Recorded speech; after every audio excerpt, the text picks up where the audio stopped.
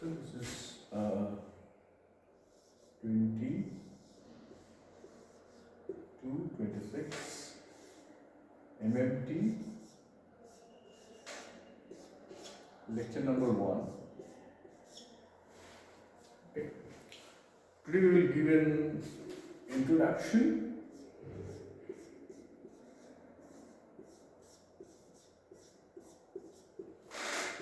to the different modern macroscopic techniques that we shall be using or we will be using.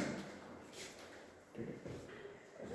So basically, why do we need microscope? Why? The question is why microscope or microscopic image is required.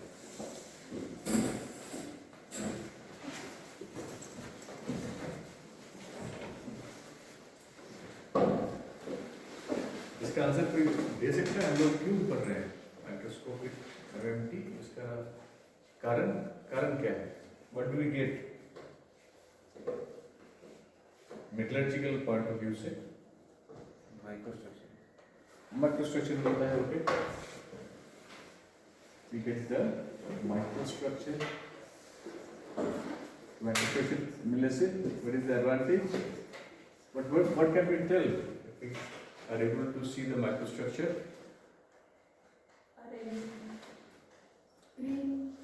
Grains and green boundaries. Grains and green boundaries. इसके अलावा और कुछ दिखता है? Precipitation. Okay. Then Dislocation movement. Defects बोल सकते हो, जिसमें कि बहुत सारे डिफेक्ट्स आते हैं. उसमें डिसलोकेशंस भी आता है. इन द केस ऑफ मान लो सेमीकंडक्टर्स है, वैकेंसीज,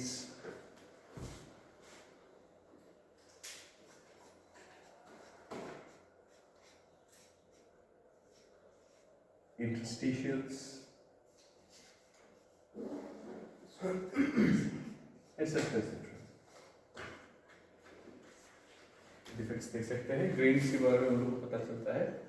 ग्रीन बाउंड्री को विजुलाइज कर सकते हैं. तो करने से क्या हुआ? करने से मतलब मटेरियल के बारे में कुछ जानकारी बनती है. We get to know about the properties of material.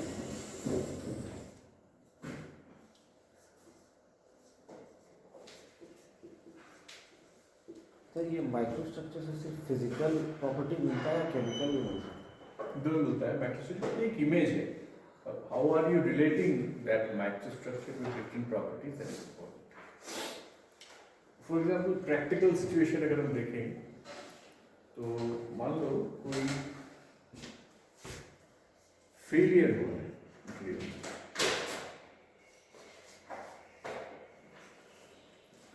ठीक है, जैसे मान लो कोई टरबाइन ब्लेड्स मान लो फॉर एग्जांपल,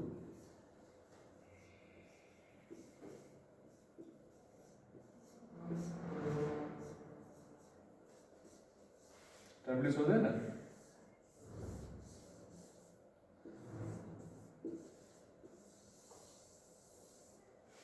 टरबाइन ब्लेड्स में किसी में मान लो क्रैक जनरेट हुआ है या कुछ भी फेलियर हुआ है और उसका एक सर्टेन पोर्शन काट के तुमको दिया गया है और कहा गया है कि just find it out why the failure took place. मतलब मैं फेलियर होना मतलब क्या?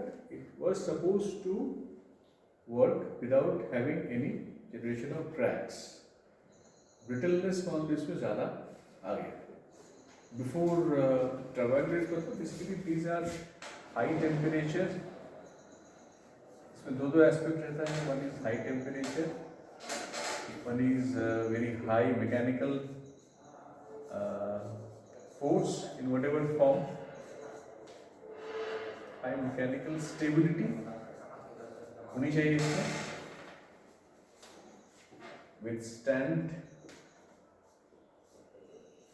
Withstanding and should be having high mechanical stability. This is the property that the alloy with which the turbine blades are made should have. लेकिन देखा गया कि अचानक से कोई फेल हो गया, जैसे एक alloy है जो कि very recently there has been used, इसको बोलते हैं RR1000. RR stands for Rolls Royce. जो कंपनी है ना रोल्स रॉयस, वहाँ पे ये डिस्कवर होता है. इट इज बेसिकली अ निकल based super alloy.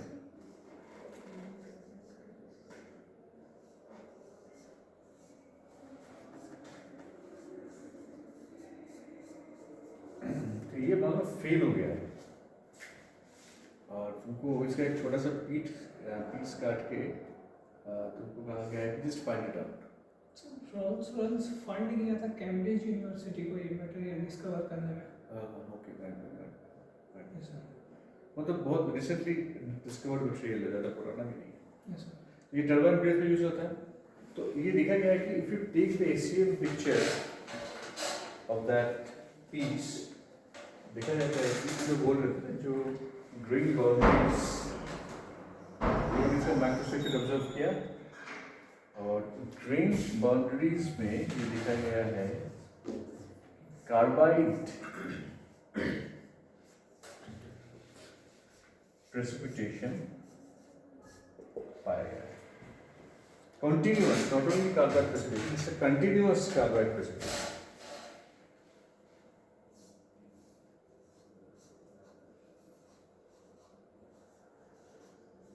Continuous word यहाँ पे important है because normally grain boundaries, this is a grain boundary, this is boundary. Normally carbide precipitation कैसा होता है? ऐसा होता है कार्बाइड, लेकिन यहाँ पे क्या लिखा है कि इट्स लाइक दिस, मतलब allowed to give continuous. This is continuous, ये ज़्यादा डेडली है.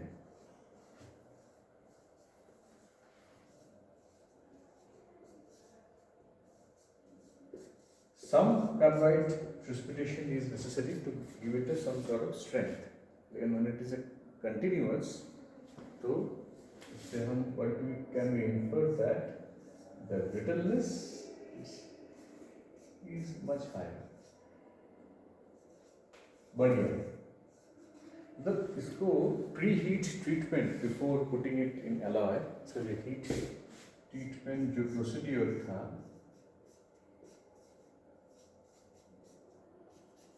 that has led to a formation of continuous carbide precipitate, which has caused a fail. ये just giving you an example. Motivation, मतलब motivation to study the microstructure or by using the microscopic techniques. तो ये एक example है. दूसरा जो very much vibrant example है कि मैं जब semiconductor material study करता हूँ,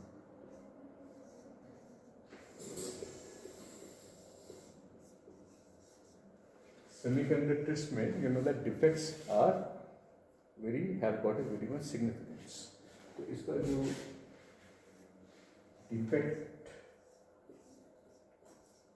that can arise in a semiconductor, that can also be visualized with the help of microscope.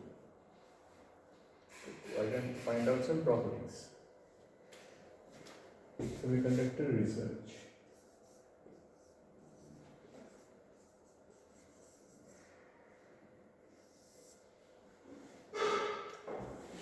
अच्छा, इसी से इसका एक सबसेक्शन है, अच्छा नॉट एग्जैक्टली इसका नहीं, सरफेस रिसर्च.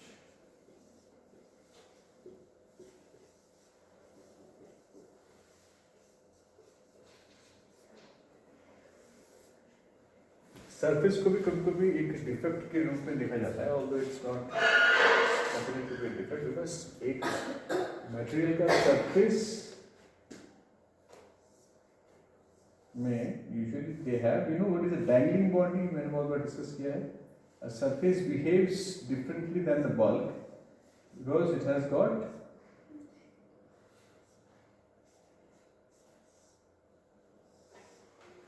dangling bonds.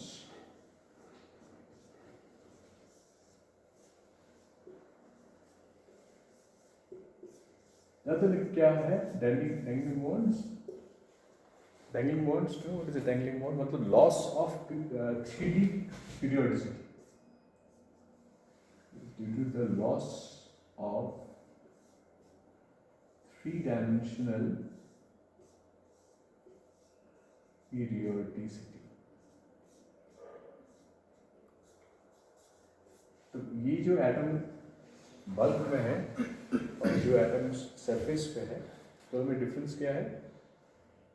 जो बल्क वाला एटम है इसका 3 डायमेंशनली बॉन्ड्स हैं, लेकिन जो सरफेस के एटम है वहाँ पे एक बॉन्ड उसके ऊपर की तरफ खाली है, that is not bonded. So these atoms are at higher energy state.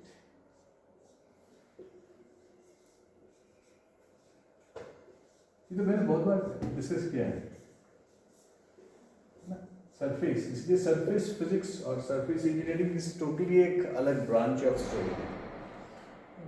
Corrosion मान लो, corrosion is also a part of surface studies. Corrosion में वी आर एक्सपोजिंग कोई भी मटेरियल में पहला चीज जो एनवायरनमेंट के साथ एक्सपोज होता है वो क्या है? बल्क तो एक्सपोज नहीं होता है, सरफेस एक्सपोज होता है. तो मान लो कोई भी सिलिकन डिस्क देखा, silicon chip, blackish sort of silicon chip देखा. तो एक सिलिकन चिप को तुमने मान लो एक्सपोज यहाँ पे ऐसे रख दिया, ठीक है. तो हमेशा से whenever it comes in contact with atmosphere, हमेशा उसमें ऊपर में अराउंड 250 नैनोमीटर का नेटिव ऑक्साइड लेयर मौजूद रहता है.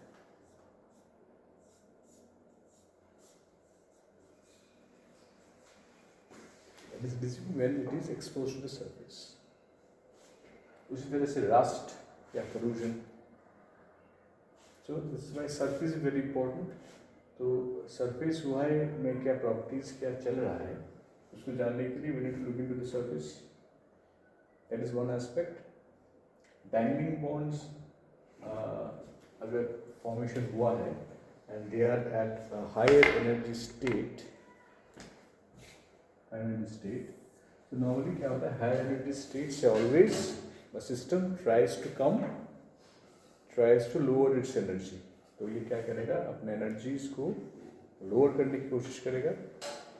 तो उसी से you have some phenomena called surface relaxation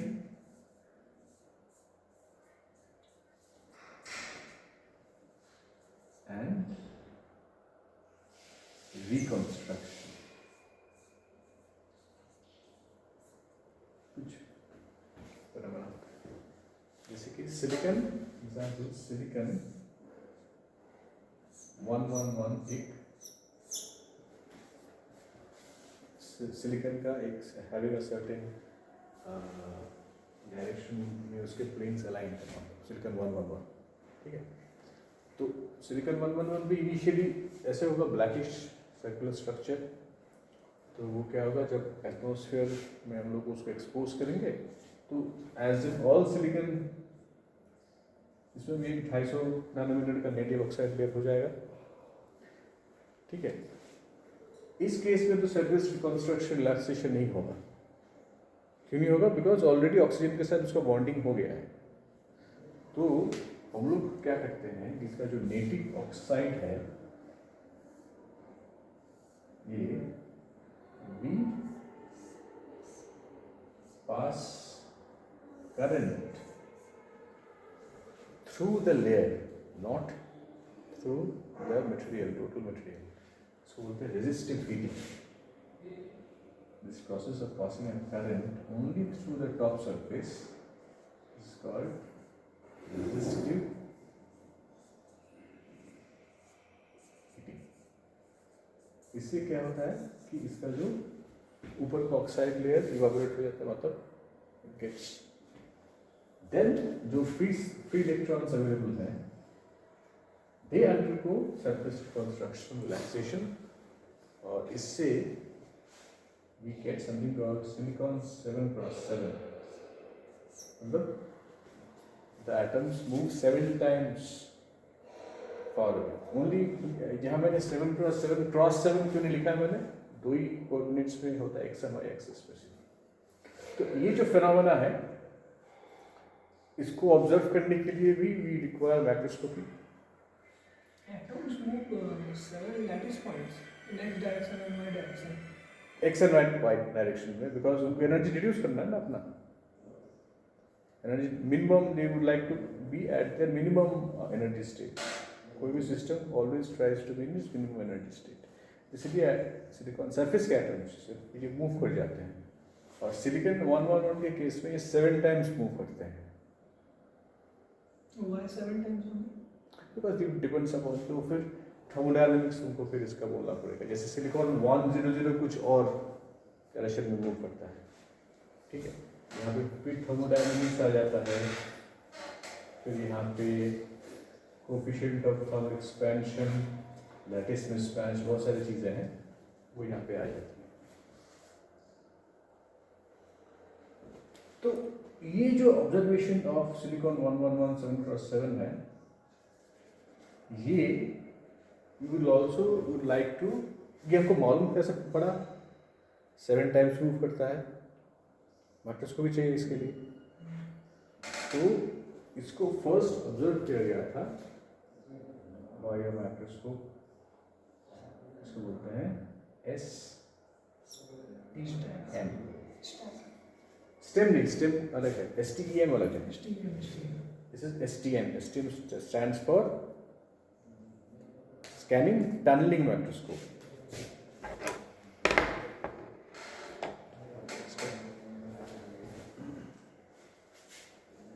This T is important.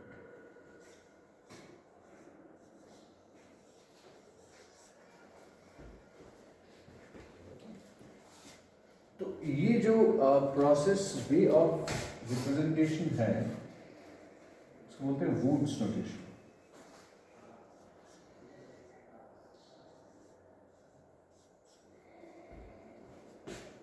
मतलब तुम्हारा इनिशियल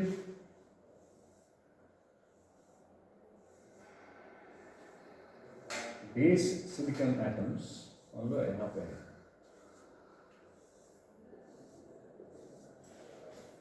ठीक है। मान लो इसका जो लैटिस कांस्टेंट है उसको मैं ले लेता हूँ, let's say AB। AB stands for the base lattice constant, और मेरा जो सरफेस का जो लैटिस कांस्टेंट है वो मान लो 7 टाइम्स दूर है, ऐसे ऐसे करके। जस्ट फॉर एग्जांपल मैं यहाँ पे दे रहा हूँ, मान लो ये 7 टाइम्स है, तो 7 into sorry AS is the lattice constant for the, यहाँ पे I will draw it in a much better way. This is only these are the base atoms, silicon atoms.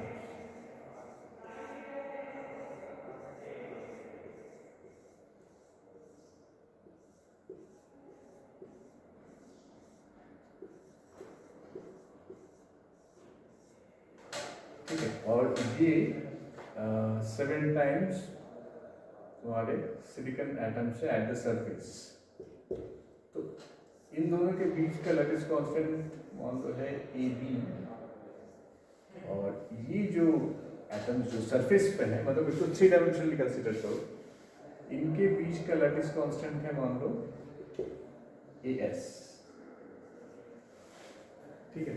तो AS 7 into AB is equal to AS। ये एक ही मैंने सिर्फ x axis को मैंने दिखाया, x एंड y एक्सिस दोनों में होता है। 7 इंटू AB, और मान लो दूसरा है BB, 7 into BB is equal to BS, इसलिए 7x7। तो ये लैटिस मिसमैच के ऊपर डिपेंड करेगा, बहुत सारे फैक्टर्स इसको करेगा। तो scanning tunnelling microscope was the microscopic technique जिससे कि पहला first image of this reconstruction इस इंटरनल माइक्रोस्कोपी से ही डिस्कवर होता है. तो लेट अस एक्चुअली क्लासीफाई. अच्छा ये तो हो गया सरफेस. और to go into the details हम लोग फ्रैक्चर एनालिसिस कर सकते हैं. एक तो हो गया फेलियर, राइट. दिस इज इसको हम लोग माइक्रोस्ट्रक्चर से बोल रहे हैं कि क्यों फेलियर हो रहा है. और अगर मुझको आइडेंटिफाई करना है कि कितना फेलियर हो रहा है, तो उसके लिए I need to do something called फ्रैक्टोग्राफी.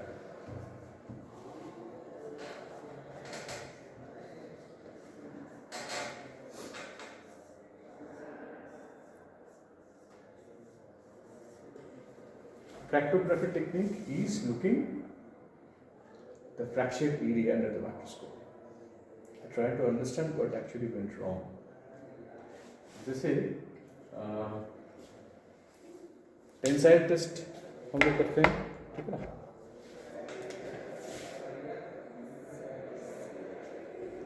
कोई भी स्टैंडर्ड मेटल का हम लोग टेंसाइल टेस्ट कर रहे हैं.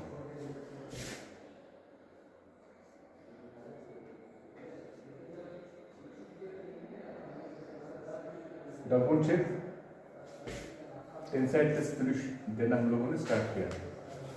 फर्स्ट स्टेप धीरे धीरे बढ़ाते जा रहे हैं. तो इफाई पहला क्या हुआ, धीरे धीरे ऐसा हो रहा गया, निकिंग स्टार्ट हुआ. ठीक है, निकिंग होते होते निकिंग और क्लोज हो गया. क्लोज हो गया, अल्टीमेटली इट सेपरेटेड. यही तो हुआ है. तो मैं इसका अगर प्लॉट करूँ इसको, तो हाउ इट लुक. स्टैंडर्ड जो हो रहा है, यहाँ से गया, निकिंग होना शुरू हुआ इस पॉइंट से, फ्रैक्चर. ठीक है. तो this point corresponds to the necking point. ये बात. अच्छा, नाउ ये जो फ्रैक्चर होने के बाद ये जो रीजन है, इसको मैं अगर माइक्रोस्कोप के अंदर में ले जाऊं, तो based upon what type of material is, I can classify my fracture process into different ways. By which ductile fracture, पता नहीं सब लोगों ने, ductile fracture and ductile brittle fracture and a completely brittle fracture. This is there are the three different ways, three different classifications we can give to a fracture.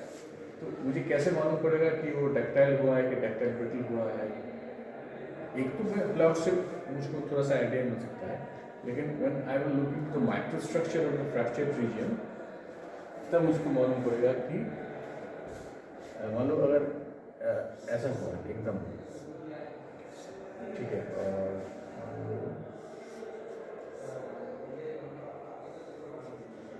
ऐसा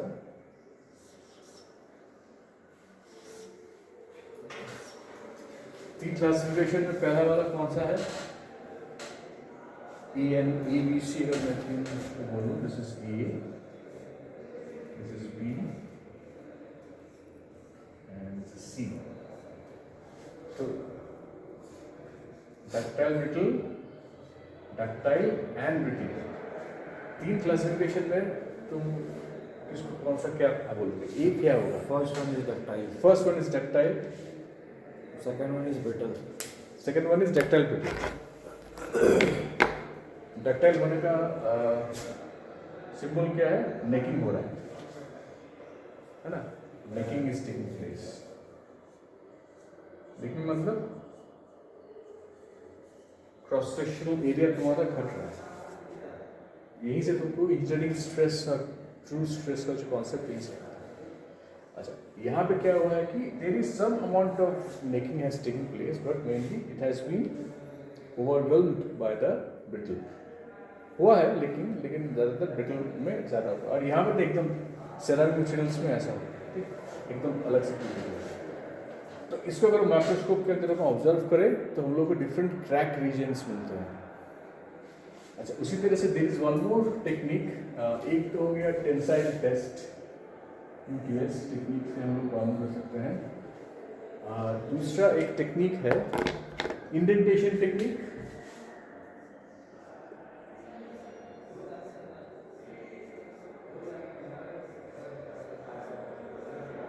और तीसरा एक technique है, उसको बोलते हैं वियर या एब्रेशन।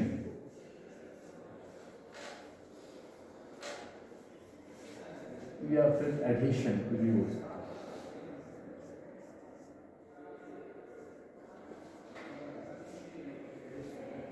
इंडेंटेशन तो लोगों ने विगर्स इंडेंटेशन किया है, ठीक है। विगर्स इंडेंटेशन में what do you get a shape of विगर्स like this, ऐसे। इसको तुम माइक्रोस्कोप के अंदर ऑब्जर्व करते हो और फिर you diagonal find out diagonals, D1 and D2।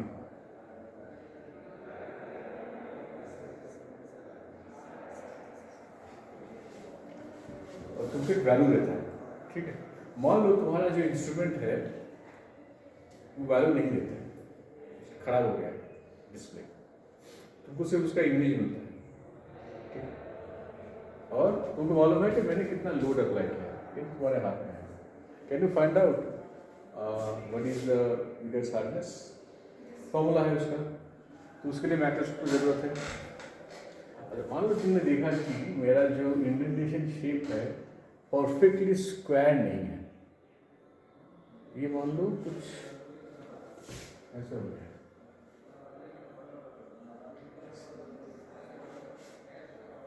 या फिर ऐसे, समझ रहे हो? एक में एरिया इसका घट गया है, एक में एरिया इसका बढ़ गया है। तो from this could you tell what has taken place? पहले वाले केस में क्या हुआ है? पहले वाले केस में ब्रिटल फेलियर हुआ है, इसको बोलते हैं पिक्चर फ्रेम क्रैक्स।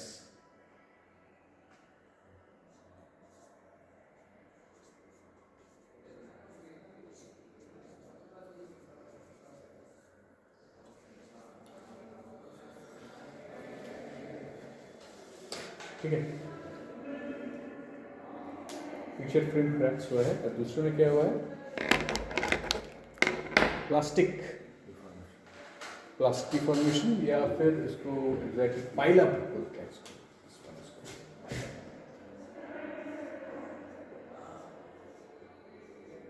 तो ये वाली इंफॉर्मेशन तुमको, अगर if you don't look at the microstructure या फिर optical image, you won't be able to understand. इसके लिए तुमको in detail in depth microstructure analysis करने की जरूरत है। अच्छा, इसको हम लोग क्रॉस सेक्शनली भी कभी कभी करते हैं। एसीएम टेक्निक से we can actually cross sectionally हम लोग देख सकते हैं कि पाइलअप हुआ है। तो अगर पाइलअप हुआ होगा तो if this is your sample surface मान लो, हाँ, तो हमको इमेज क्या मिलेगा? We get an image like this. ये ऐसे नॉर्मली परफेक्ट इंडेंटेशन अगर है तो ऐसा होना चाहिए, ठीक है। अगर मान लो पाइलअप हुआ है तो फिर क्या होगा? यहाँ से ऐसे,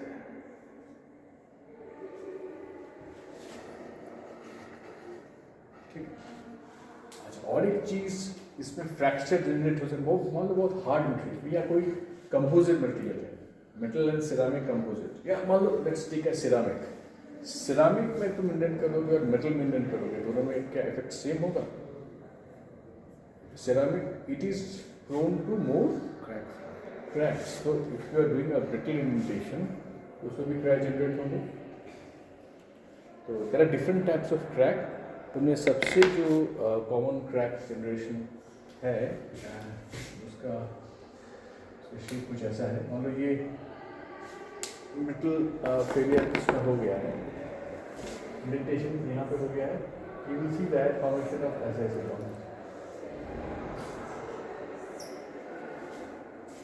क्रैक्स, ठीक है। तो इससे हम लोग बेसिकली मेजर सेंटर से ये वाला डिस्टेंस हम अगर मेजर करते हैं हम लोग ये, ठीक है, तो मैं उस मेजरमेंट से आई कैन फाइंड आउट कि I see, do know what is a KIC, क्या बोलते हैं इसको, ये फाइनल तो कैसे आई का यूज किया है, क्या है आई, क्या है आई, मतलब आई है कि वन है, one, because there are three ways by which a material can fracture. This is mode 1, mode 2, mode 3. एक बेंडिंग होता है, एक टेयरिंग होता है, 3 मोड्स. बेसिकली हम लोग जब भी बात करते हैं फ्रैक्चर टफनेस की, always consider the first one KIC. We can find out the KIC. So there is a hardness. तो इन सब के कारण वी रिक्वायर, मतलब ultimate objective is you need to see the macrostructure हर एक केस में. Metallurgy macrostructure metallurgy is not existent. तो there is a wear average. यहाँ पे हम लोग क्या कर रहे हैं, वी आर यूजिंग इंडेंटेशन में जो टेंसाइल टेस्ट, यहाँ पे हम लोग अरे इसमें फ्रैक्चर भी होता है, fatigue and treat. There are 3 different types of mechanical failures that are taking place. So, हर एक के केस में you need to see the macrostructure. उसी तरह से there is something called adhesion. Adhesion is sort of a sliding indentation. हम लोग slide कर रहे हैं. This is a static indentation. And this is sliding indentation. Sliding indentation के different aspects हैं. वेलोसिटी, किस वेलोसिटी से हम लोग स्लाइड करवा रहे हैं, कितना रैम्पिंग लोड दे रहे हैं, we are using the same load और we are using a ramping load, मतलब इट्स एन इंक्रीजिंग लोड. तो again you need to see the scratch track. मतलब यूजुअली देखा जाता है कि कोई भी मटेरियल में मूव करोगे इस तरीके का स्क्रैच ट्रैक बनता है. तो ऊपर की तरफ मोटा क्यों है, ये रैपिड लोड यूज हुआ है. डिस्टेंस B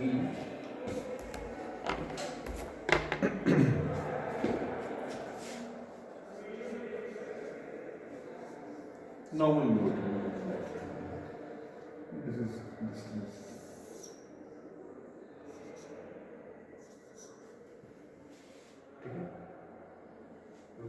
धीरे धीरे हम लोगों ने लोड इंक्रीज किया. ठीक है,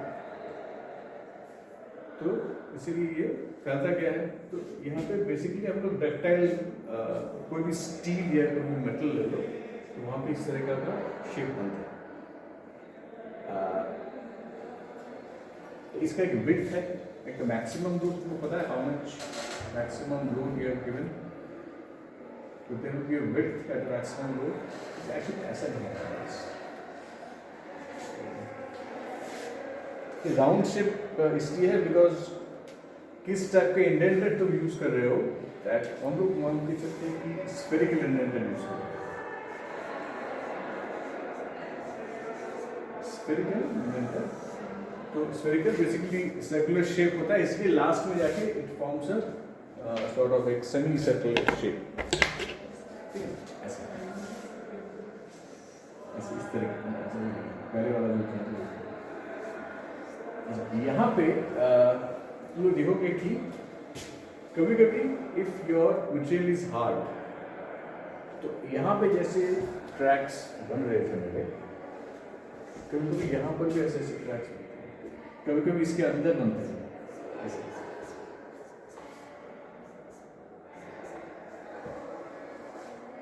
ऐसे भी बन सकते हैं, ऐसे भी बन सकते हैं. ठीक है, ऐसे भी बन सकते हैं.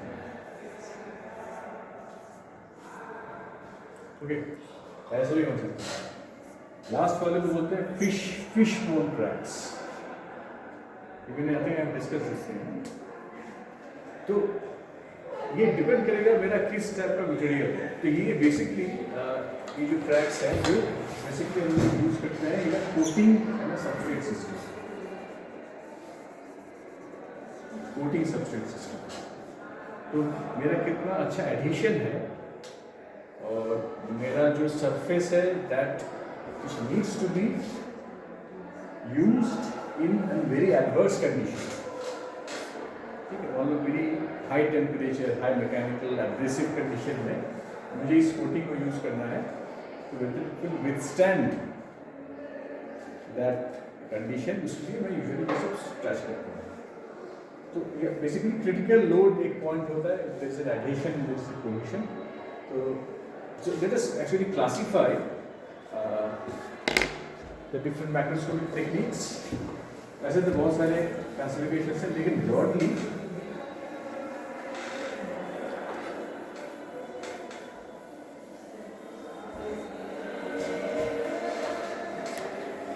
अगर क्लासिफाई किया जाए तो हम लोग क्लासिफाई कर सकते हैं ऑप्टिकल,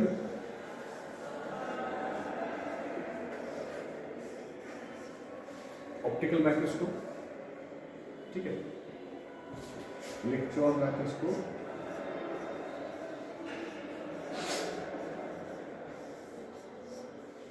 और surface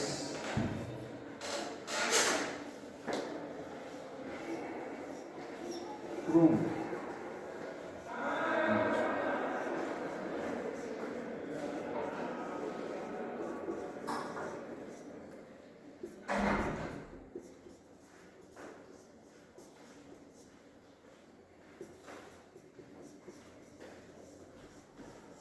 Broadly, we classify them as OM,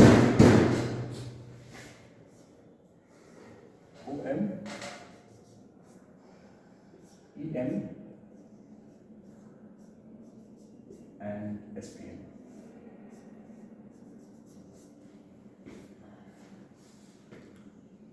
नाम से मालूम पड़ रहा है ऑप्टिकल माइक्रोस्कोप मतलब यूजिंग लाइट, इलेक्ट्रॉन माइक्रोस्कोप मतलब using electron. Why do we use electron? Sufficient नहीं था क्या ऑप्टिकल माइक्रोस्कोप करना? It penetrates the material. नहीं, पेनिट्रेशन तो है लेकिन मेन कारण क्या है ऑप्टिकल से इलेक्ट्रॉन में आने का? मेन कारण है रिजोल्यूशन। रिजोल्यूशन मतलब दो छोटे ऑब्जेक्ट को रिजोल्यूशन मतलब क्या? How much distinctly you can see two very small objects. Resolution or resolution is dependent on something called wavelength. एक जो तुम्हारा सोर्स है जिसे तुम देख रहे हो उसका वेवलेंथ कितना है वो डिसाइड करता है कि तुम्हारा इंस्ट्रूमेंट का रेजोल्यूशन कितना अच्छा होगा। तो बेसिकली ऑप्टिकल माइक्रोस्कोप में it is found that around 0.6 lambda by NA. NA stands for Avogadro number नहीं, न्यूमेरिकल एवरेज। Numerical average. तो इलेक्ट्रॉन मैंने ये सब डिस्कस किया है, that is good. Electron microscope में इलेक्ट्रॉन का वेवलेंथ ऑप्टिकल माइक्रोस्कोप से ज़्यादा है। क्यों? कैसे? इलेक्ट्रॉन का वेव होता है, electron has got a wave nature also. कैसे ज़्यादा है? कौन कौन इसको बोलेगा? किसका कैसे? इलेक्ट्रॉन का वेवलेंथ सॉरी कम है, लैम्डा ई इलेक्ट्रॉनिक वेवलेंथ फ्रीक्वेंसी ज़्यादा है। क्यों? इज लेस देन लैम्डा मान लो ऑप्टिकल लैम्डा ओ, मच लेस देन। किसके ऊपर डिपेंड करता है ये कि कौन सा वेव है? मतलब ये जो वेव की हम लोग बात कर रहे हैं इलेक्ट्रोमैग्नेटिक तो ऑप्टिकल वाला है। ऑप्टिकल वेव हाँ एक्सरेज नहीं, X rays is also electromagnetic, this is an electromagnetic wave, right. ये कौन सा वेव? इलेक्ट्रॉन में जब हम लोग वेव के बारे में बात कर रहे हैं, what is that wave? Quantum mechanics में शुरू वाला क्या था? पहला जो तुम लोग पढ़े थे क्वांटम मैकेनिक्स जैसे पढ़ रहे हो, किस चीज़ से स्टार्ट होता है पहले? फर्स्ट मॉड्यूल क्या है उसका? Matter waves, wave particle duality. These are matter waves. मतलब basically de Broglie's waves है तो मीटर से। क्या होता है de Broglie waves? h/p.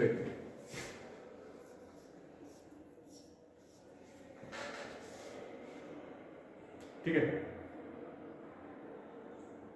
p कहाँ से आ गया? p मतलब मोमेंटम। तो इलेक्ट्रॉन को अगर मुझे मोमेंटम देना है तो मैं क्या यूज करूँगा? तो इसके लिए आपको मेक इलेक्ट्रॉन मूव फास्ट क्या दूंगा? चार्ज पार्टिकल है, I need to provide it some momentum, so what external stimulus should I give to the electron? Electric field.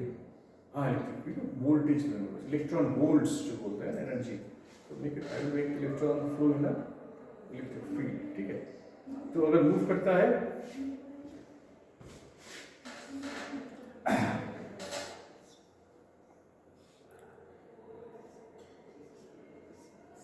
it will acquire some kinetic energy.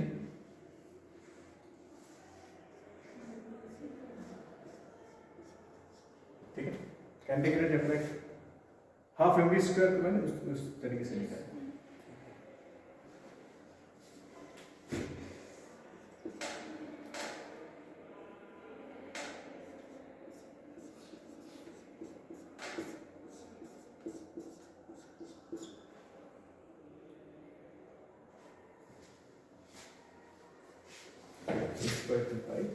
ऊपर नीचे if I multiply it by h by 2 pi and p by 2 pi,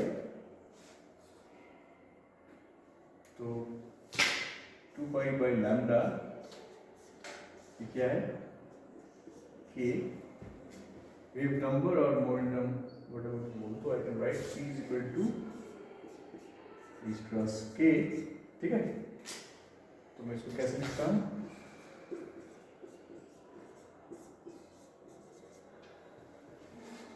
ठीक है, और इसके साथ मैंने एक potential add कर दिया, क्या बन गया? और मैं मान लो इसको मैं ऑपरेटर के रूप में देख रहा हूँ, ये बन गया तुम्हारा Hamiltonian operator. Electron wave function, wave है तो इसका वेव फंक्शन भी होगा लैम्डा, तो h, कौन सी इक्वेशन है? श्रोडिंगर का इक्वेशन। ठीक है, तो यहाँ से पूरा श्रोडिंगर क्वांटम मैकेनिक्स यहाँ मुझे रोल किया। अच्छा ये, so we use electron because it has got a much lower wave number, so p is equal to 2mv, मतलब इसका जो वेव होगा p ये हो जाएगा रूट 2mv, है ना, e स्क्वायर बाई 2m, और मैं मान लो इलेक्ट्रॉन है e is equal to e into v, मतलब जितना ज़्यादा वोल्ट अप्लाई करोगे उतना मेरा इलेक्ट्रॉन होगा। तो 100 किलो वोल्ट मैं अगर अप्लाई करता हूँ 100 kilovolt, so my E will be 100 keV. So the momentum of the electron will be 2m mass of electron into 100 keV. ठीक है, तो I will get my value of P, और इसको मैं अगर इस इक्वेशन में लेके आता हूँ तो my value of lambda will be very less, 0.05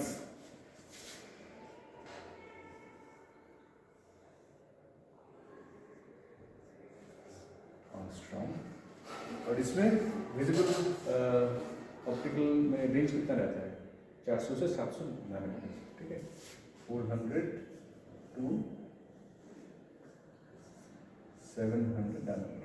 देख सकते हो कि किस पे रेजोल्यूशन, इसमें आर्मस्ट्रॉन्ग लेवल, इसमें नैनोमीटर लेवल, तो नेचुरली इसका resolution must be much better.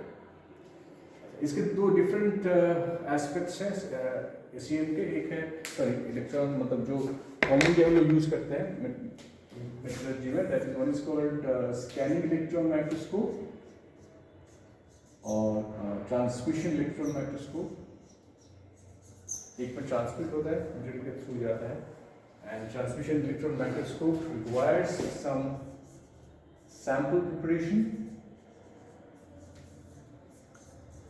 Electron में भी एसटीएम में भी सैंपल प्रिपरेशन लगता है, बट यहाँ पे basically you need to make the surface conducting, इसलिए हमें गोल्ड कोटिंग वगैरह। और just got another aspect to it, that is SAED pattern, diffraction pattern। एक साइड में जो लाउ स्पॉट्स मिलते हैं ना, उसके corresponding SAED pattern। ठीक है, so these are the ये। और lastly surface probe microscope में the techniques that are basically used, सबसे common है atomic force microscopy, ठीक है, दूसरा है magnetic force microscopy, और जो मैंने डिस्कस किया स्कैनिंग टनलिंग माइक्रोस्कोप।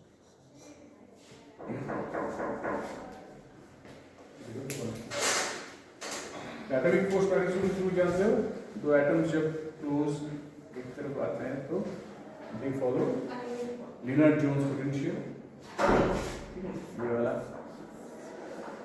सो इसमें क्या होता है, वी मेक द प्रोब, कौन था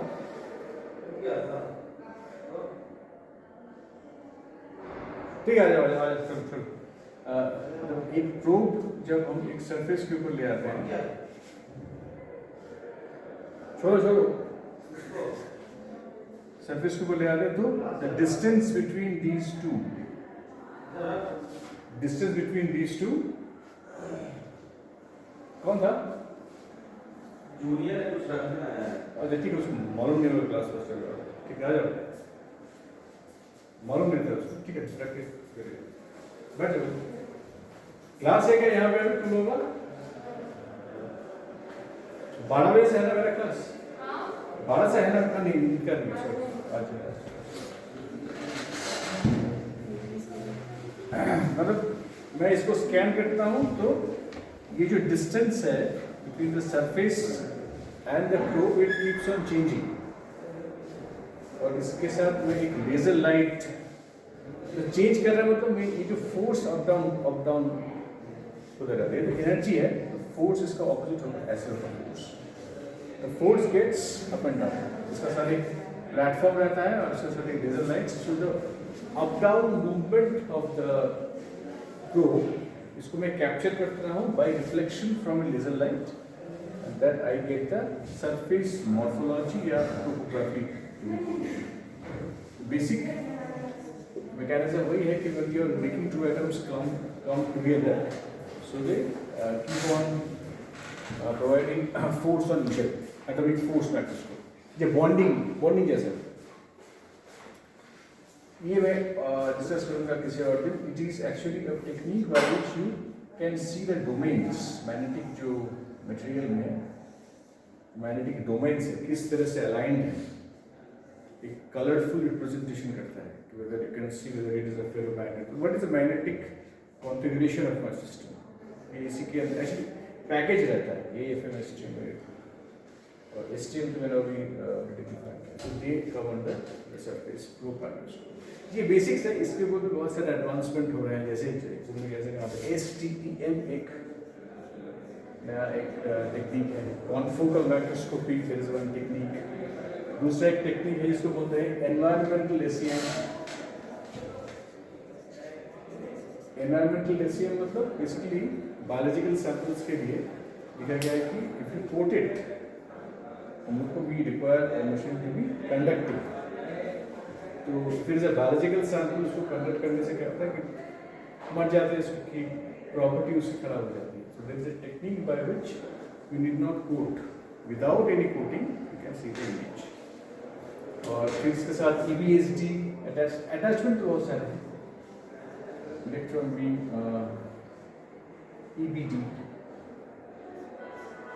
the X-rays that is coming out, हम लोग basically we are making the electron to follow the subject according to the sample। X-rays निकलते हैं, तो X-rays निकल के साइड बाय साइड हम लोग एक एलिमेंटल कॉन्फ़िगरेशन, उसका कौन सा एलिमेंट है वो भी हम लोग जान सकते हैं। So it's basically an overall package. ये STM के साथ भी रहता है, EBSD एंड ये ऐसी टीम के साथ रहता है, ठीक है। Basically these are the three classifications.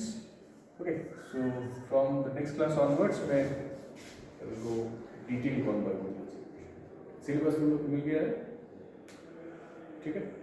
So that's it for today. अच्छा